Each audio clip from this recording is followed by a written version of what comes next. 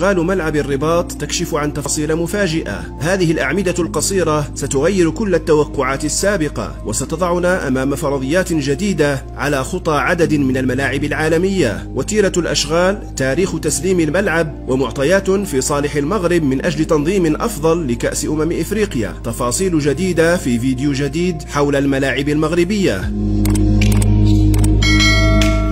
متابعينا الكرام، السلام عليكم ورحمة الله. أهلا بكم في هذا الفيديو الجديد الذي نعود فيه إليكم بعد غياب طويل لأسباب شخصية. وطبعا وقبل أن نشرع في تفاصيل الفيديو لابد أن أتوجه بالشكر الجزيل لكل من سأل عن أسباب الغياب عبر الرسائل الكثيرة التي تصلني عبر إنستغرام وفيسبوك وعبر التعليقات في الفيديوهات. أشكركم جميعا كل باسمه، وأتمنى أن تكون هذه العودة عودة موفقة، وأن يرقى المحتوى الذي نقدمه إلى مستوى تطلعاتكم. في هذا الفيديو وفي متابعة لجديد أشغال الملاعب المغربية سنتناول بشيء من التفصيل بعض الأمور المتعلقة بملعب الرباط الذي تتقدم فيه الأشغال بشكل سريع، وكثير من التفاصيل بدأت تتكشف حيث اتضحت معالم الطابق الأول، وبدأت المدرجات تأخذ مكانها، والمرافق الداخلية يتم تسقيفها أولا بأول. غير أنه ومع تقدم الأشغال تزداد التساؤلات والتخمينات بخصوص الشكل النهائي المتوقع لمدرجات الملعب الذي ما زال تصميمه طي الكتمان، حيث تحدثنا عن الموضوع في عديد المرات وتساءلنا عن سبب إخفاء التصاميم في آخر فيديو يخص ملعب الرباط وطنجة قبل شهر ونصف، ولم يتغير أي شيء إلى يومنا هذا. وعلى كل حال فنحن نستند إلى المعطيات المتاحة في أرض الواقع لنبني التصورات والتوقعات الخاصة بهذه الملاعب في انتظار صدور التصاميم الرسمية مستقبلا.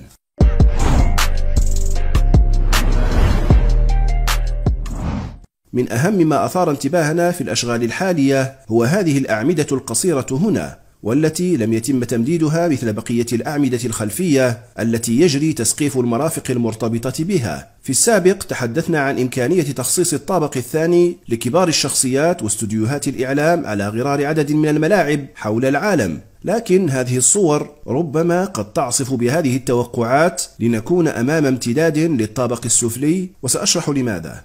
ملعب الرباط أعلن بأنه سيكون بما يقارب 70,000 متفرج. هذا العدد الكبير من الجماهير تحتاج إلى مدرجات ب3 طوابق في ملعب مستطيل كملعب الرباط، وذلك عكس الملاعب الأولمبية التي يكون امتدادها أطول من الملاعب المجردة من حلبة ألعاب القوى. هذا المعطى مهم جدا. لماذا؟ 70,000 متفرج يعني مدرجين كبيرين بسعة من 25 إلى 30,000 متفرج لكل منهما، لتبقى 10,000 إلى 15,000 لمدرج وسيط بينهما. في حالة ملعب الرباط يتم بناء المدرج السفلي مشكلا من 22 درجا، وهو ما يعني بأن المدرج السفلي لن يتسع لأكثر من 20,000 متفرج، وهو عدد غير كاف للحصول على السعة المعلنة للملعب. ماذا أريد أن أقول؟ ببساطة هناك احتمال كبير لأن يكون هناك مدرج آخر في هذا الحيز ليكون امتدادا للمدرج السفلي، وسأثبت لكم ذلك بما أراه من المؤشرات.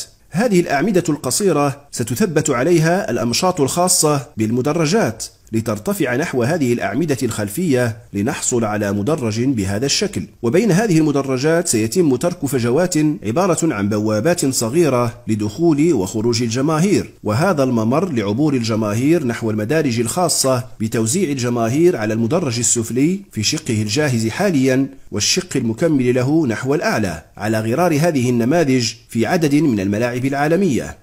مثلا هذا مدرج واحد لكن مفصول بهذا الممر، حيث تدخل الجماهير من هذه البوابات وتتوزع نحو المدرج في شقه السفلي وشقه العلوي، ثم بعده سيتم اعتماد هذا الطابق كمدرج وسيط أصغر، وبه ما ذكرناه من غرف الVIP وغيرها، بحيث يتسع لما يقارب 10,000 متفرج. وفوق هذا الطابق المدرج الثالث المماثل للمدرج الأول السفلي أو يفوقه حجما وسعة. قد يقول قائل بأن هناك مؤشرات تفند هذا الكلام، مثلا لماذا لم يتم تثبيت المدرجات مسبقة الصنع في هذه الأماكن؟ ولماذا تم تركها فارغة؟ أليس ذلك من أجل تخصيصها للبوابات الخاصة بدخول وخروج الجماهير؟ قد يكون ذلك صحيحا، ولكن من وجهة نظري سيتم تعميم المدرجات على جميع جهات هذا المستوى، وذلك لسبب بسيط، وهو أن الملعب تم بناؤه على مستوى منخفض عن المستوى الطبيعي للأرض، وذلك بحوالي 5 إلى 6 أمتار، واضح بأن دخول الجماهير سيتم من هنا وهنا وفي كل الجهات الموازية لمستوى هذا السطح المؤدي إلى الممر الذي تحدثنا عنه سابقا،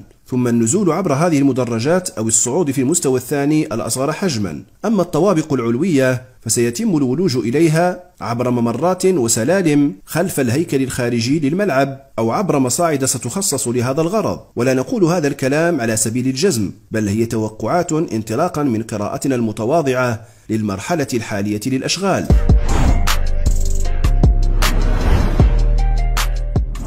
ما نشاهده اليوم من تقدم أشغال بناء ملعب الرباط هو نتيجة أقل من 4 أشهر من العمل فقط. في بداية شهر شتنبر كان ملعب الرباط على هذا الشكل، ركام من مخلفات ملعب الأمير مولاي عبد الله، ولا أثر لأي عمليات بناء بعد. اليوم بدأت معالم الملعب تتكشف، علما بأنه ولولا طول مدة هدم الملعب السابق لتقدمت الأشغال بشكل أسرع، وهذا في الحقيقة أمر